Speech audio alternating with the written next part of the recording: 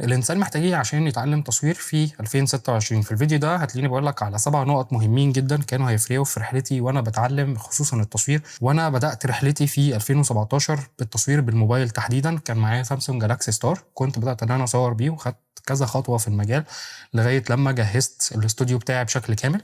فخلّيني أقول لك إيه أحسن 7 حاجات ممكن تخلّي بالك منهم خصوصًا وأنت بتتعلم تصوير. طيب في وقتنا الحالي الموضوع ما بقاش فارق كتير خصوصًا في ظل تطور التكنولوجيا بتاعة الموبايلات تحديدًا، ولكن في بلد مثلًا زي مصر فغالبية العملا للأسف بقت بتدوّر على فكرة الناس اللي بتصوّر بالموبايل بحكم إن هم بيقدموا حاجتين أحسن من الناس اللي بتصوّر بالموبايل، فكرة السعر الرخيص وفي نفس الوقت الحاجة التانية وهي فكرة سرعة التسليم، لأن في الآخر اتفقنا واختلفنا الموبايل بيقدم ميزة عن الكاميرا وهي فكرة السرعة، أيًا كان بقى هل الشخص بيقدم سعر رخيص بيقدم سعر عالي في السوق منتشر فيه كل حاجة ممكن تشوفها، ولكن هنا لو العميل بيدور على الحاجة الرخيصة والسريعة فبكل بساطة الموبايل هيكون كسبان، ولكن العميل لو بيدور على حاجة إن هي تاخد وقتها وإن إحنا نطلع كواليتي محترمة فالعميل هنا بيدور على الشخص اللي بيصور بكاميرا بروفيشنال. وتوضيح صغير هنا، فكرة ان العميل بيدور على الرخيص ممكن الناس تشوفها اهانة بس هي مش اهانة خالص. ممكن لو انا بصور بالموبايل فانا مثلا باخد في اليوم بتاعي لو انا مثلا نازل اصور بالموبايل باخد مثلا 1000 جنيه، عكس مثلا الناس اللي بتصور بالكاميرات البروفيشنال ومعاها معدات محترمه وبقى لها خبره في المجال بقى لها كذا سنه اكتر مثلا من 4 5 سنين. فمثلا العميل لو عشان يتفاوض معاه فمثلا هيلاقي سعر اليوم بتاعه من فوق 6 أو 7000 جنيه. فانت بتتكلم هنا على حوالي فرق رهيب ما بين 1000 جنيه مثلا في اليوم كمتوسط في السوق المصري، وبتتكلم الناحيه التانيه في الكاميرات 6000 أو 7000 جنيه على متوسط اليوم.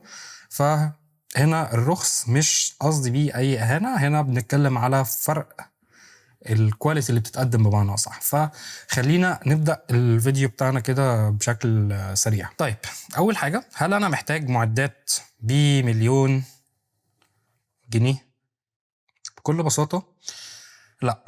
واللي قال لك الكلام ده للاسف هو شخص غلطان او شايف المنظور بتاع المجال بتاعنا من دايره صغيره قوي. بص يا سيدي انا هقول لك على حاجه، انا في 2017 كان معايا سامسونج جالاكسي ستار ونزلت خدت اول كورس تصوير في حياتي وما كنتش فاهم اصلا ايه اللي انا بعمله ده، ولكن انا كنت نزلت وسط ناس هي معاها معدات ومعاها عدسات ومعاها حاجات غريبه كده انا وقتها ما كنتش فاهم ايه ده. فبكل بساطه انا كنت عايز ابدا بس معيش حرفيا اي حاجه ممكن ابدا بيها في حياتي غير الموبايل، هو كان موبايل وخلاص وشكرا. فبكل بساطه شئنا او اختلفنا الموبايل هو جزء اساسي جدا بيساعد الناس ان هي تخش عالم التصوير، لان مثلا لو احنا بنتكلم على السيتنجز اللي موجوده في الكاميرا المبسطه هي بقت نفس السيتنجز الموجوده دلوقتي في الموبايل. فمثلا بكل بساطه ابلكيشن مثلا زي بلاك ماجيك على ايفون كمثال بيديني اكسس كامل ان انا اتحكم في كل حاجه سواء مثلا في الابتشر او في الايزو او في الشاتر سبيد او حتى في الوايت بالانس، وحتى اقدر اصور بشكل اسمه لوج سينمائي بمعنى اصح، وده بكل بساطه موجود في كاميرات بروفيشنال. بس طبعا هل الاثنين يقارنوا؟ لا. السنسور هنا بتاع الكاميرات البروفيشنال غير السنسور بتاع الموبايلات بشكل عام، فده يعتبر الفرق ما بين ده وده. طب هل الاثنين متقاربين؟ دلوقتي لو احنا جبنا كاميرا بروفيشنال وسيت اب بروفيشنال وكل حاجه كانت طالعه بشكل كويس وحطينا الكاميرا وحطينا الايفون ايا كان النوع بتاعه ايه، النتائج هتبقى متقاربه. يعني لو احنا بنتكلم على المشاهد العادي هو مش هيحس ان في اختلافات، انما مثلا للناس البروفيشنال اللي بتاخد بالها من الفروقات في البرودكشن بالذات هتعرف ان ده تصوير بالموبايل وده تصوير بالكاميرا. فالموضوع بكل بساطه لو احنا بنتكلم مع تطور التكنولوجيا لا، فالموبايل دلوقتي بقى قادر ان هو يخليك تقدر تشتغل بيه عادي لو انت حابب ان انت تبدا في التصوير، ومش لازم يكون معاك ايفون 17 برو ماكس، لا بالعكس ممكن تبدا ب 11. انا جربته في يوم من الايام الكاميرا بتاعته كانت كويسه من اول 11 وهو كويس جدا، ومش لازم برضو يكون معاك سامسونج 24 او 25 الترا، بالعكس عادي جدا. التصوير بكل بساطه هو مش اداه، بمعنى التصوير هو عناصر كتير داخله في بعض. يعني بكل بساطه ما تيجي نشوف ما تيجي نشوف عشان ما احرقش الفيديو.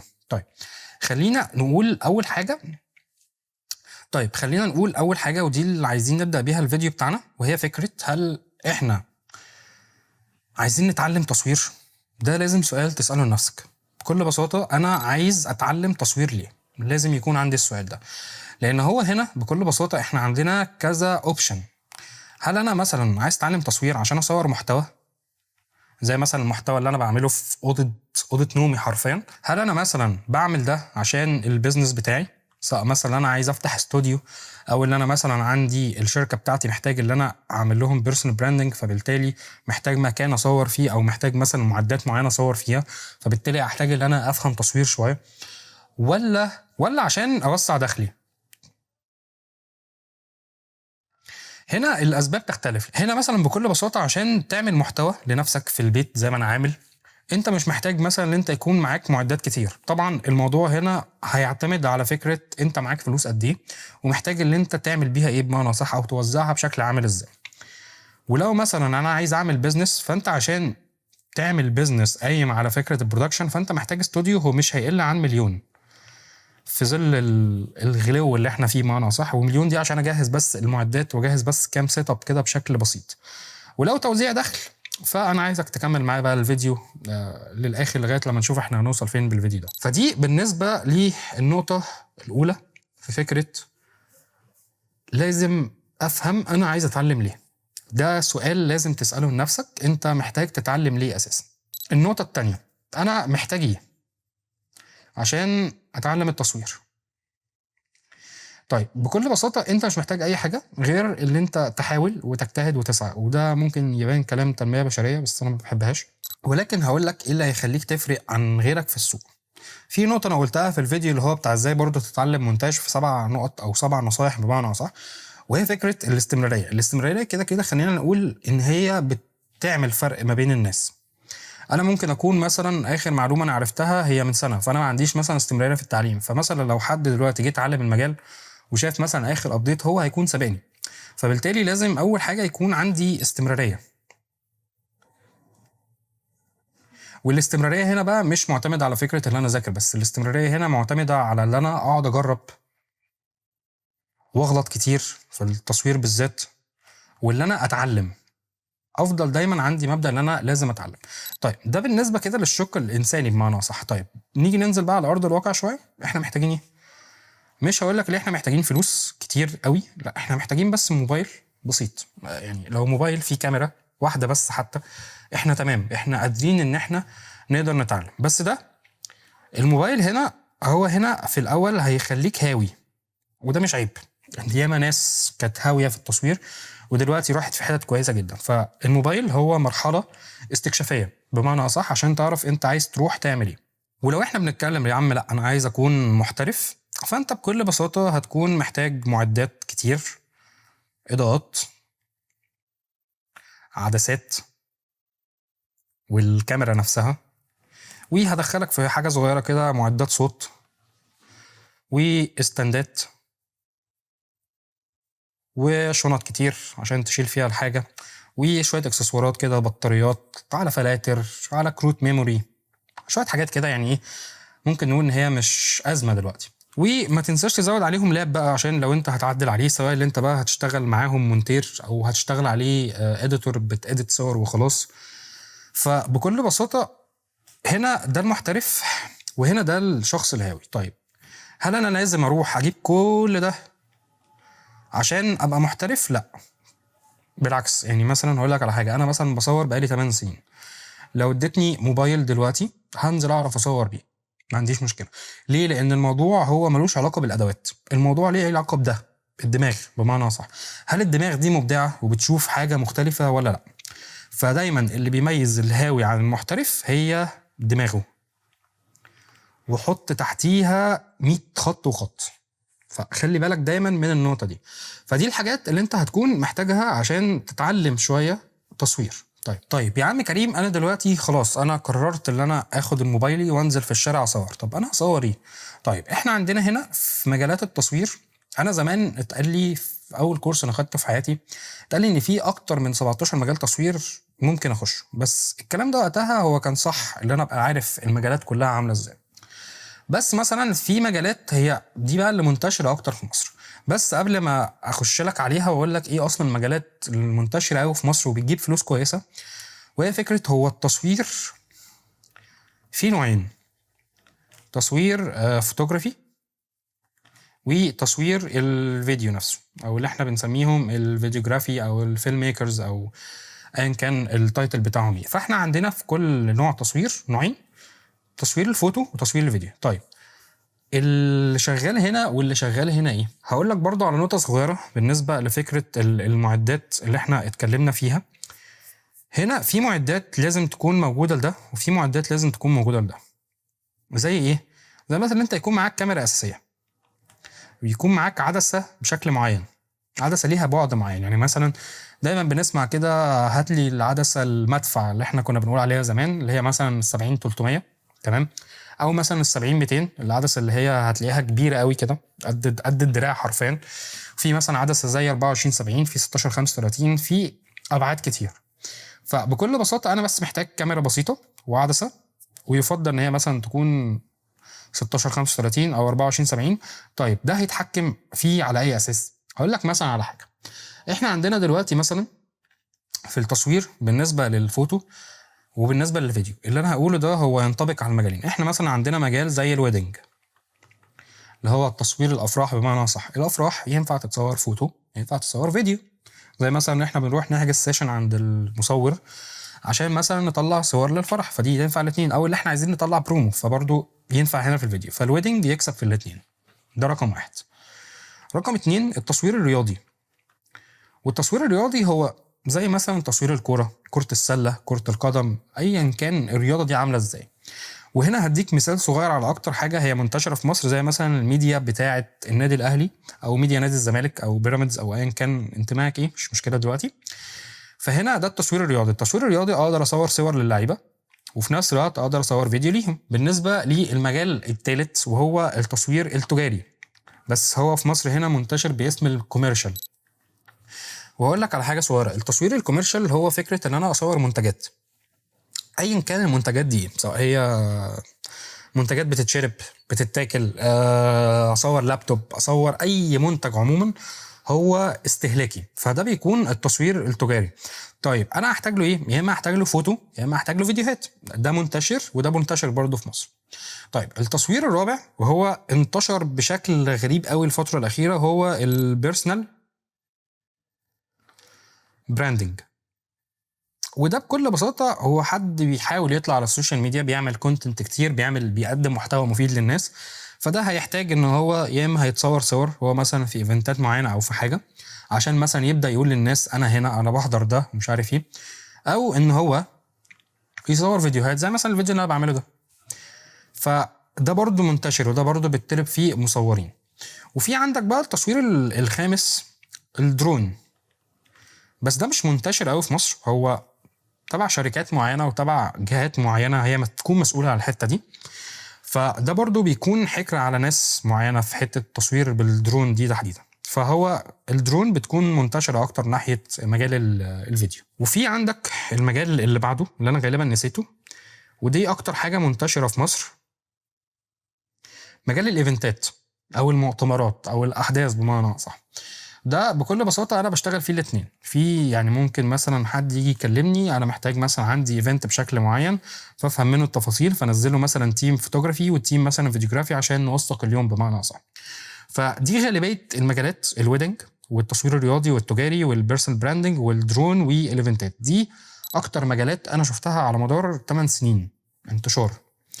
دي المجالات المنتشره اكتر في مصر. طبعا في تصوير البورتريه وتصوير، في انواع برضه تصوير محرمه مش عايزين نتكلم فيها. فمثلا انت عندك تصوير البورتريه اللي هو التصوير اللي يكون في الشارع، يعني مثلا زي ما انت رحت على قصر النيل فلقيت ناس واقفه بتصور، ده بيكون تصوير بورتريه، اللي انا عايز اتصور بس صوره هي للذكرى، او صوره مثلا جماليه، فده بيكون تصوير بورتريه، بس هو ما بقاش منتشر كتير قوي في مصر.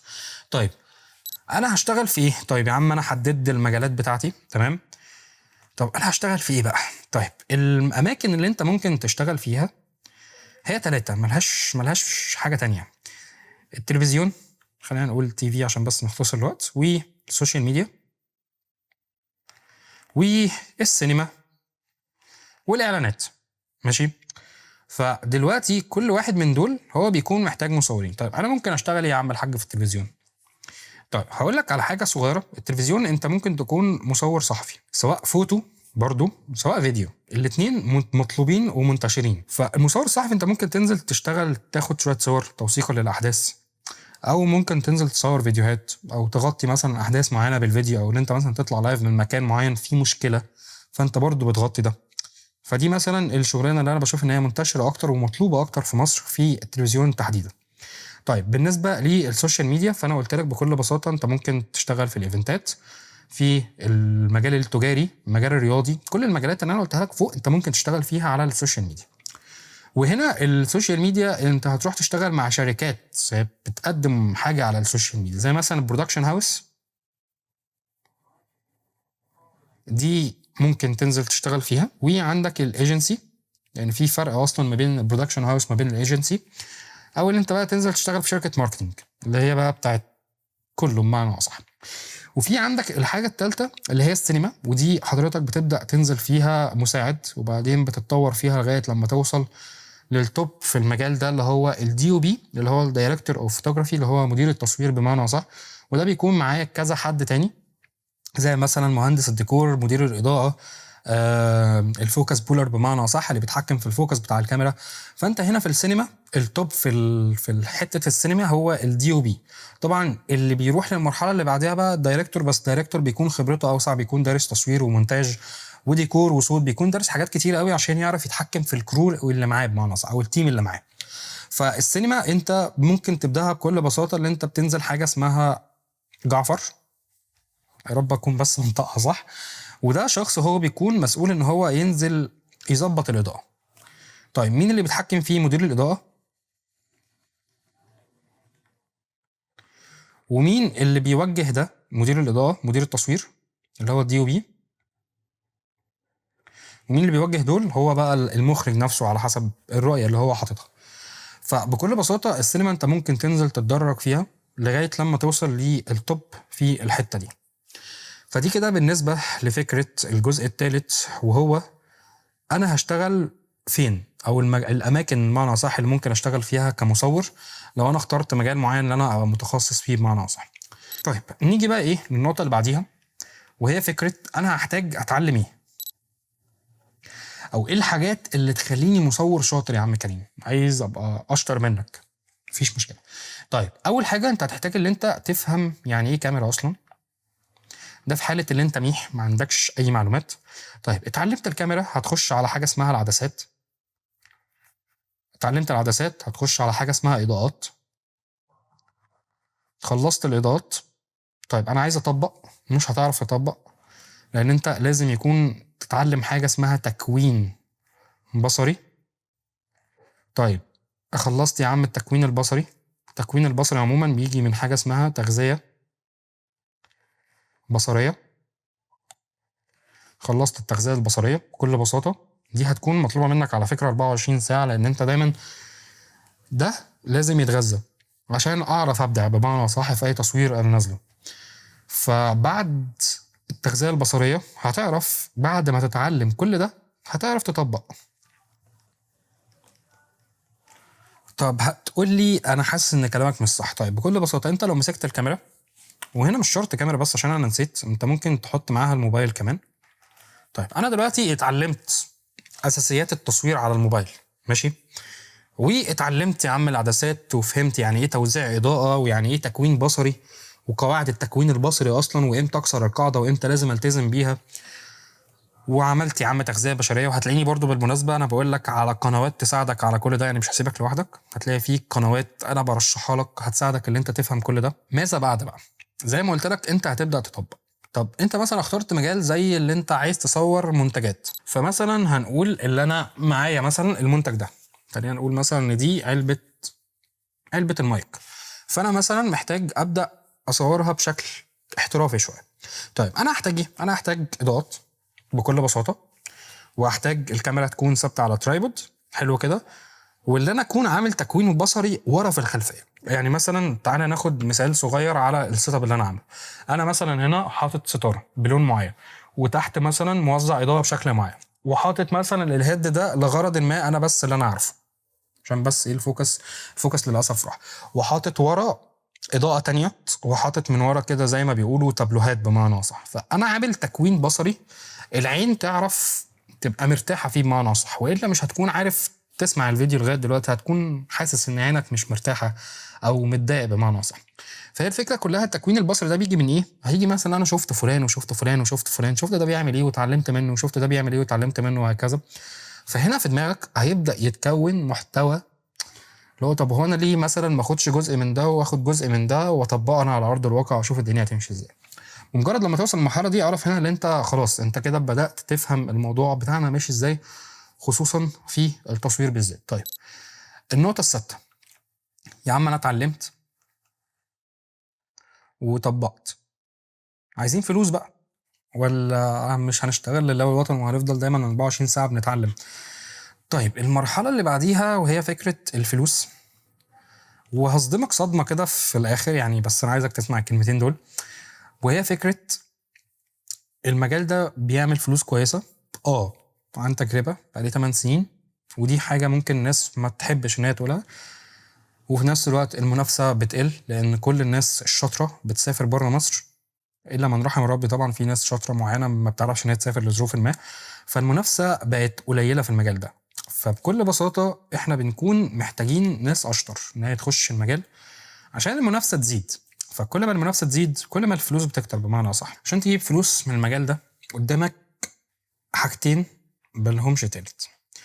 اول حاجه اللي انت تنزل في شركه وتعرض عليهم انت بتعمل ايه بمعنى صح، او اللي انت تسوق لنفسك. وبص اقول لك على حاجه، ممكن تستبعد فكره التسويق الشخصي دي او تقول ان هي صعبه ولسه هبني من الصفر ومش عارف ايه. عادي جدا. اقول لك على حاجه بسيطه، اي حاجه على السوشيال ميديا او اي شغل فريلانس انت محتاج ان انت تتعلم فيه تسويق.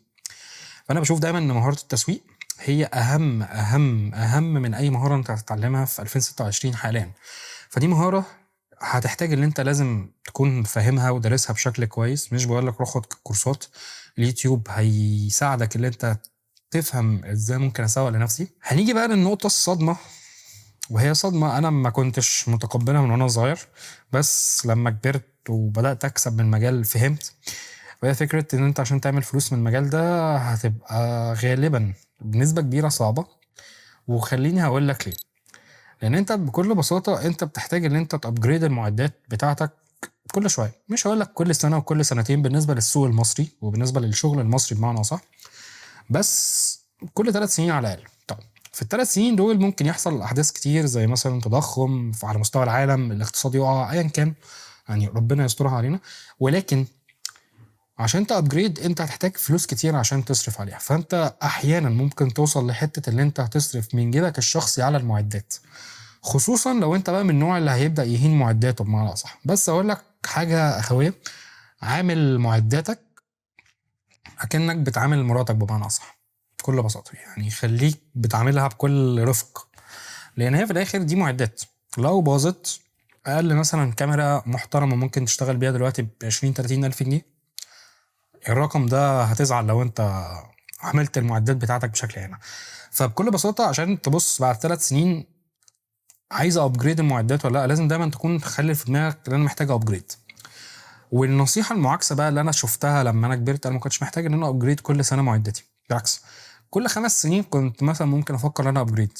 يعني هي الفكره في حاجه، غالبيه الكاميرات بينزل مثلا فيها فيتشر جديده وبتكون فيتشر مخصصه لناس بروفيشنال قوي. يعني مثلا انا جبت مثلا كاميرا زي A7 III، حلو كده، وفي كاميرا تانية نزلت مثلا من الفترة الأخيرة من سوني زي FX3. الكاميرا دي تقريبا هي 200,000 على حسب ما أنا فاكر، والكاميرا دي هي تقريبا ب60 على حسب ما أتذكر، يعني لو ذاكرت بتساعدني. هتقول أنا عايز أجيب دي، مش هتروح، مش لازم تروح تجيب دي كاميرا سينما بكل بساطة. دي مخصصة لنوعية معينة من الفيديوهات والعملاء معينين بمعنى صح. يعني بكل بساطة لو عميل مثلا بيديني 1000 جنيه مش هروح اصور له بكاميرا ب 200,000 جنيه، انا كده ابقى عبيط مش بشتغل.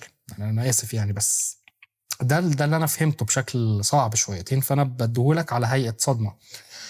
الفلوس في المجال ده حلوه، تعرف تجيب فلوس كويسه جدا، ولكن النقطه التانية اللي ممكن تقع فيها هي اللي انا شرحتها لك.